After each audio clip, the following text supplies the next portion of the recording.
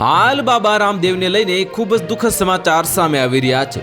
સ્વસ્થ રહેવા માટે આપણે આપણા રોજિંદા જીવનમાં કેટલીક સારી આદતોનું પાલન કરવું પડશે। નવું વર્ષ શરૂ થઈ ગયું છે તો શા માટે આપણે આ વર્ષની શરૂઆતથી જ બે સ્વસ્થ આદતોને અનુસરવાનું શરૂ ન કરીએ, જેથી કરીને આપણે જીવનભર સ્વસ્થ અને રોગમુક્ત રહી શકીએ। તો બાબા રામદેવજી આવું કહેતા હતા અને એવામાં જ એક દુઃખદ સમાચાર સામે આવી રહ્યા છે। તો બાબા રામદેવજીએ કડકડતી ઠંડીમાં દરેકને એ આદતોનું પાલન કરવાની સલાહ આપી છે અને બાબા રામદેવ દેશના જાણીતા આયુર્વેદિક સલાહકાર અને યોગ ગુરુ છે, જેઓ તેમના સોશિયલ મીડિયા પ્લેટફોર્મ પર સ્વાસ્થ્ય સંબંધી ટિપ્સ અને ટ્રિક્સ શેર કરતા રહે છે। આ બે કાર્યો છે જેનો ઉલ્લેખ બાબા રામદેવે કર્યો છે, જલનેતિ અને ધૃતપાન।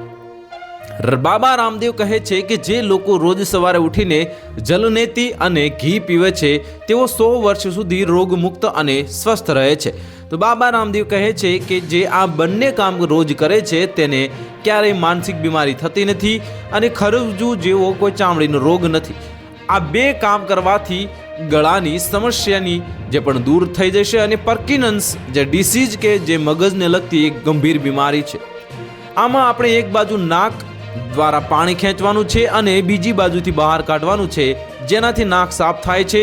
તેને તમને સાઇનસ, શરદી અને વાયરલ ઇન્ફેક્શન જેવી સમસ્યાઓથી પણ બચાવે છે।